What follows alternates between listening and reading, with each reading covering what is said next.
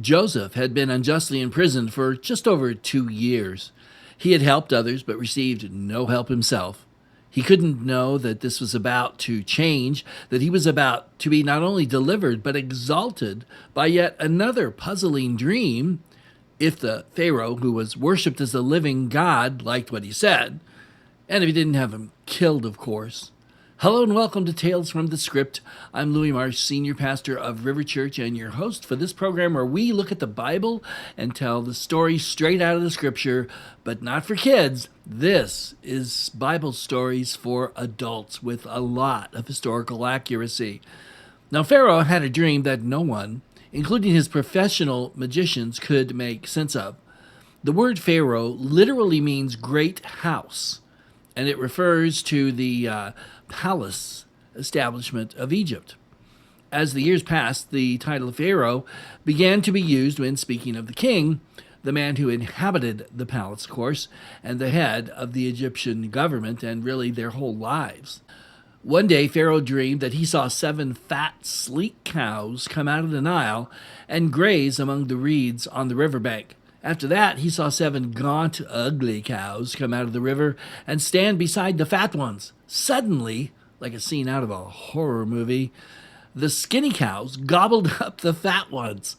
And as that happened, the Pharaoh woke up more than just a little freaked out. Later, he had almost the same dream, but about stalks of grain instead of cows. 7 thrived and 7 died. Now, no one could explain either one of these dreams to him, and little wonder. But the cupbearer, who had forgotten all about Joseph, all of a sudden he remembered him. Oh, that guy.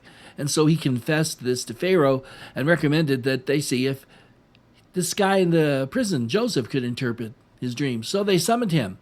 And here's a small detail that shows just how the biblical text is about Egyptian cultural practices. High-ranking Egyptians of that era shaved all the hair off their heads. The beards that you often see on them in pictures were fake. Notice that in Genesis 41:14, Joseph takes the time to clean up, shave, and put on new clothes before going to see the Pharaoh. He knew their customs, and he did not want to appear to them as some smelly, hairy barbarian. Remember that to the Egyptians, the Pharaoh was a living god. He was to be treated with the utmost respect and had no limits on his exercise of power, other than a few traditional ones. You did not look at him without permission, and your life was always in the palm of his hands. This is the context for Joseph's meeting with him in Genesis chapter 41, verses 15 and 16, where it says, "And Pharaoh said to Joseph, I have had a dream, and there is no one who can interpret it. I have heard it said that you, when you hear a dream, you can interpret it." And Joseph answered Pharaoh, "It is not in me. God will give Pharaoh a favorable answer." After hearing the dreams, Joseph interprets both of them to mean the same thing. Egypt would experience 7 years of plenty, followed by 7 years of famine. The years of plenty would, of course, cause no problem. But in a country dependent on agriculture, 7 years of famine, that could spell a disaster. Then Joseph shows his courage once again and offers Pharaoh some sage advice. He should find a man to supervise Egypt's produce during the 7 good years. They should put aside 1/5 of the produce of the 7 good years for distribution during the 7 bad ones. And he needs to do this right away because God will act soon. In Genesis 41:39, 2 remarkable things take place. First, Pharaoh acknowledges that God, singular, not the gods, plural, has revealed this to Joseph. Joseph had said this to Pharaoh earlier, and clearly he believed it. It is interesting that this man of God was not afraid to give credit to the Lord, even when speaking to someone who was considered to be a god on earth by his people, and quite possibly, I would say almost even probably, himself. What courage and faith Joseph had. Second, Pharaoh realizes that Joseph has the Lord's wisdom and appoints him to be the one in charge of Egypt's agricultural production for those important years. Quite a promotion for someone who had just been in prison the day before, but the Pharaoh's not done yet. Joseph is given several rewards. a ring, a gold chain, new linen robes, a chariot, and an Egyptian name, and a wife. I guess you could call that one-stop shopping.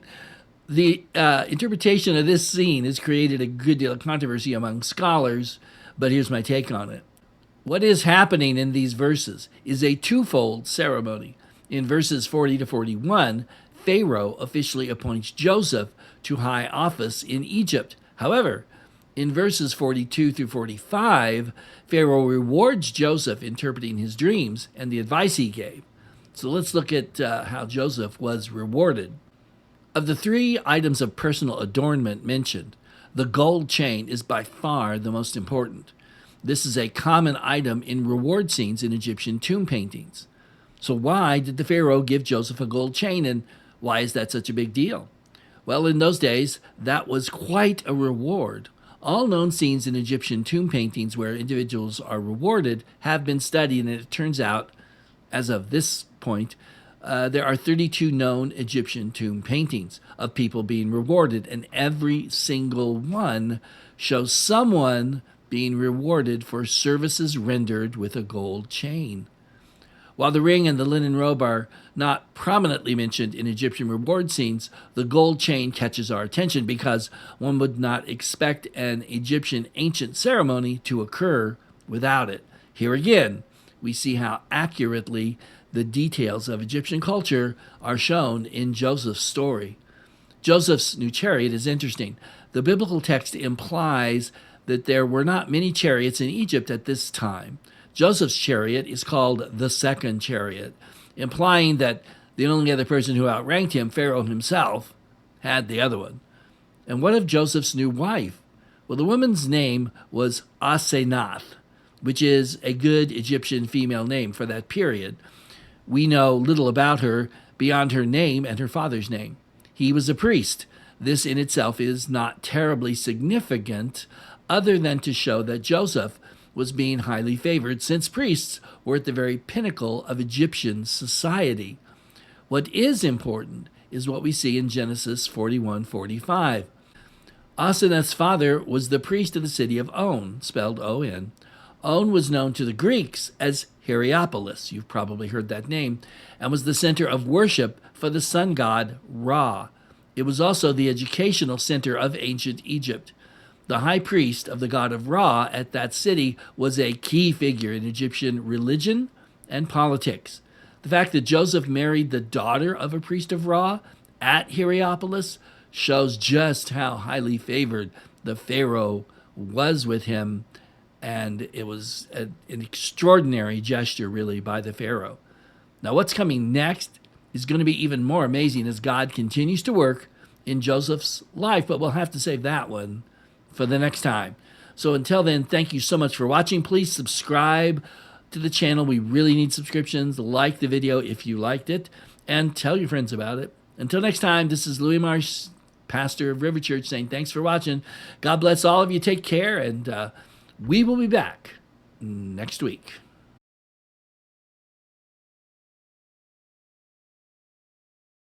Welcome to Footnotes. I wanted to talk to you just for a minute or two about the actual residence of the ancient Egyptian pharaoh, because until recently I assumed they had palaces and that they would just go live in the palaces, but it turns out that not only was the actual residence of the king, the pharaoh, different from the temples and palaces, but each new pharaoh built his own home in wherever he wanted to build it. So here's a little information for you. In contrast with elite tombs and temples, residences in ancient Egypt were built of mud brick, and the pharaoh's palaces, well, there were no exceptions to that. They were built that way too. Although the king was the most important person, and the residence would have been the focus of much activity, tombs and temples were built of stone and meant to last for eternity, while palaces were not designed with such longevity in mind. Consequently, surviving palaces or living spaces of any kind are very few and far between because, of course, mud bricks melt when they're rained upon, and even Egypt gets rain. Now, the construction was an acknowledgement that ancient Egyptian lives were brief. Kingship was eternal, but the people who held the office were mere mortals, even though they said they were gods and they treated them like gods. They knew they were going to die pretty soon. The best excavated examples of palaces are from the 18th dynasty in the New Kingdom, about 1500 to 1300 BC. Several palaces have been at least partially preserved from this period, and we'll show you a picture as I talk about this of the kind of the best preserved. Malquata, which was the complex of Amenhotep III on the west bank of Thebes around 1350 BC, was built or rebuilt for the ceremonial purpose of celebrating the king's jubilee around the 30th year of his reign. Amara, the so-called Great and Northern Palace of Akhenaten at Amara in Middle Egypt around 1370 BC, are relatively well preserved owing to their desert location. These palaces, however, were built hastily and quickly abandoned, so we're not quite sure why or what was going on there. Merentath's palace, the palace of the 19th dynasty king Merenath, around 1200 BC, at Memphis, was most likely of the three to represent, quote, standard, unquote, palaces. Now, we don't really know how standardized they were, and obviously if the Pharaoh wanted something, he was going to get it. So we have to sort of keep an open mind here and realize that who knows what's going on here. Plus, we're talking about thousands of years here, so obviously things could change. Although the royal palace served as a residence and seat of central bureaucracy, the main point of the structure, as reflected in its art, was depicting the king as the maintainer of order. Thus, the royal residence was more than just a pragmatic and necessary structure. It also played an important role in assuming and assuring the king's authority. And so there you have it, a little bit more information, which I didn't know before I started studying this. So one of the reasons I love doing this is I learned so much from doing it. I hope you are too. And I hope to see you right back here next week or next time. And until then, God bless you, take care, and so long.